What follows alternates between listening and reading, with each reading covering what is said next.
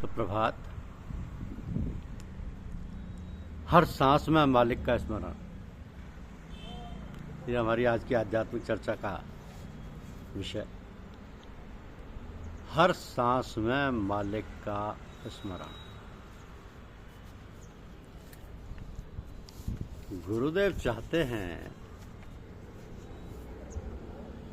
कि जितने भी लोग उनके पास सत्संग में आते हैं सब लोग आध्यात्मिक उन्नति के शिखर पर पहुंच जाए।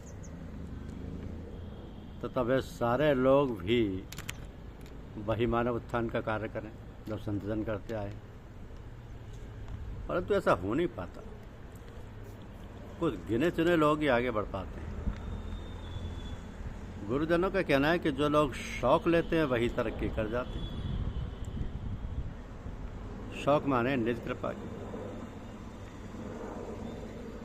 तो आध्यात्मिक उन्नति का भी एक सीढ़ी दर सीढ़ी मार्ग है जिस पर होकर हर साधक को चलना होता है।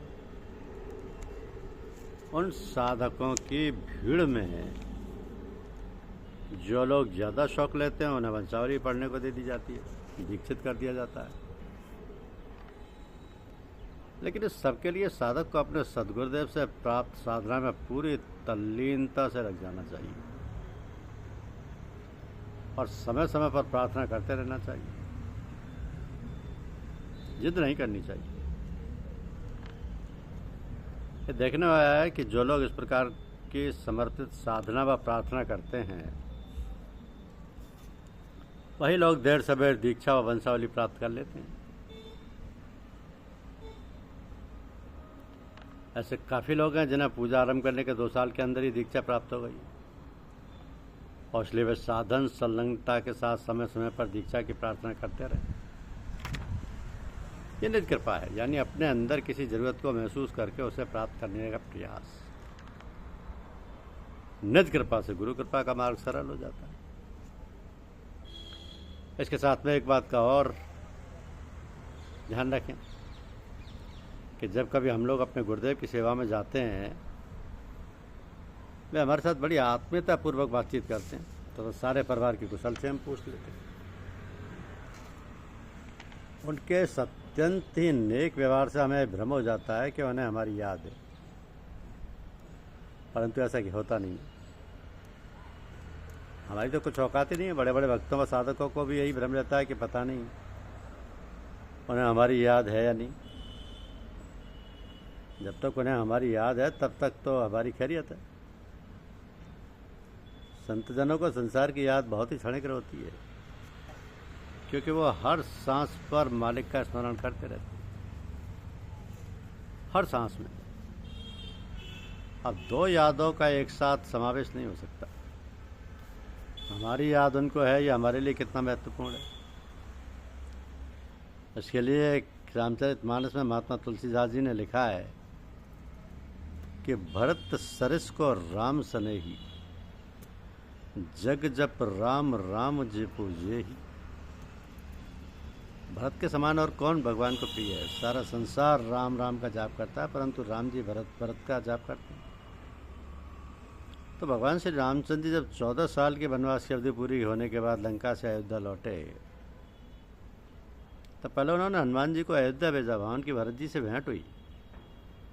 वो भरत जी जिनके नाम का जाप भगवान राम करते हैं, हनुमान जी से पूछ रहे हैं कि कहू कपि कबहु कृपाल गुसाई, सुमरहि मोह दास की नाई। कि हे वानर राज, जरा बतलाने का कष्ट करें कि दयालु भगवान राम इस दास को भी कभी याद करते हैं। अब भगवान को हमारी याद बना रहना इतना ही महत्वपूर्ण है, बस इतना ही महत्वपूर्ण है। क्योंकि इस सिलसिले के बुजुर्गान कहते हैं कि यह नहीं कहा जा सकता कि प्रार्थना करना गैर वाजिब है। प्रार्थना ना करने से अहंकार हो जाता है और दुनिया व दीन दोनों से परिचित हो जाता है। लेकिन प्रार्थना करना बहैसियत इंसान फर्ज लाजिम है।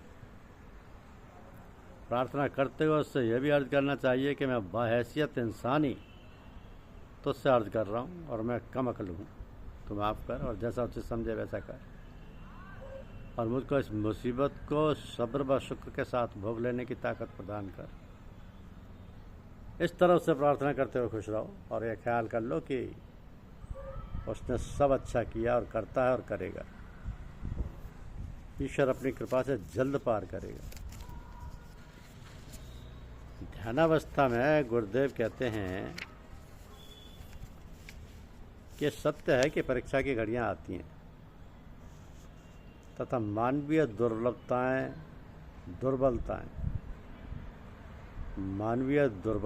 बलवती हैं, किंतु ये ज्ञान ही की दुर्बलता ही पाप है, यथा समय उसका नाश कर देगी। क्योंकि एक बार जब तुम ये जान लोगे कि यह विष है, तब स्वाभाविक ही उससे घृणा करने लगोगे। जब तुम अपनी दुर्बलता को जान जाओगे तो फिर वो दुर्बलता ना रह जाएगी। तुमसे अपनी कठिनाइयों को हृदय खोल कर रख दिया तुमने, और जो तुम्हारे अंतस में है वह इसकी धाराओं को परिवर्तित कर देगा। जब तक हृदय में ईमानदारी है तब तक यथा समय तुम अवश्य विजयी होगे और निष्ठापूर्वक प्रार्थना करोगे। अब क्योंकि आध्यात्मिक संघर्ष में स्वयं के सतत निरीक्षण की आवश्यकता होती है। यदा कदा ऐसे क्षण आएंगे जब तुम अपने असली स्वरूप की झलक पा सकोगे तथा दुर्बलताओं को दुर्बलता के रूप में पहचान सकोगे। तो उस समय ईश्वर को पुकारो और वो तुम्हारी प्रार्थना सुनकर तुम पर कृपा करेंगे। सिद्धांत एक बात है और जीवन दूसरी। ये समझ लो कि सत्य के संबंध में तुम्हारी बौद्धिक चेतना कितनी भी आश्चर्यजनक क्यों ना हो, उद्देश्य मनुष्य निर्माण ही है, अनुभूति ही सर्वस्व है।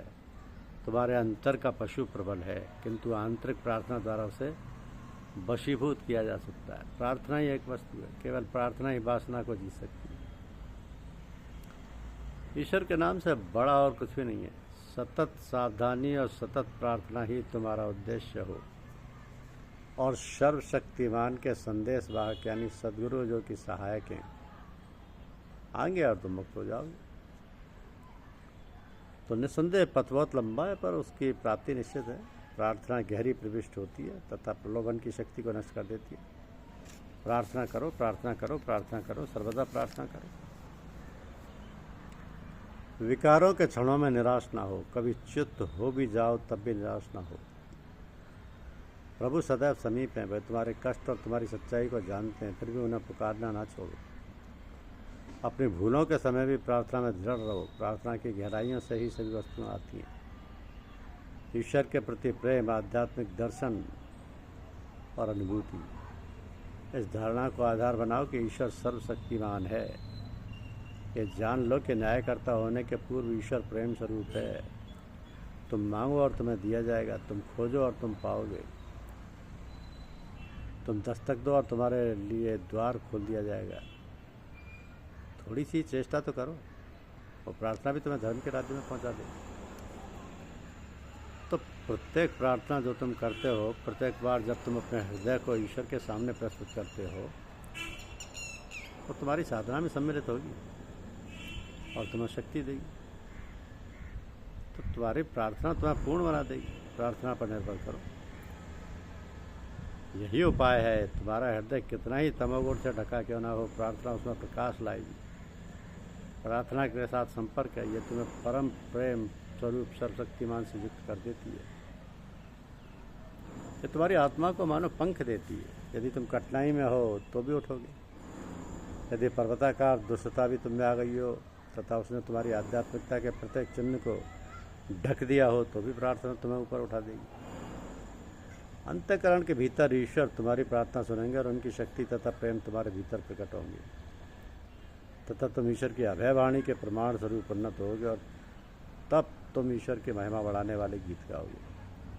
तुम्हारा हृदय स्वयं प्रभु की दया की महानता की गवाही देगा, तथा वो लोग जो तुम्हें कभी जानते थे आश्चर्य से कहेंगे, देखो वो संत हो गया। सचमुच उसकी कृपा है, उसका न्याय है, तथा उसकी कृपा अनंत काल तक रहती है। धन्यवाद।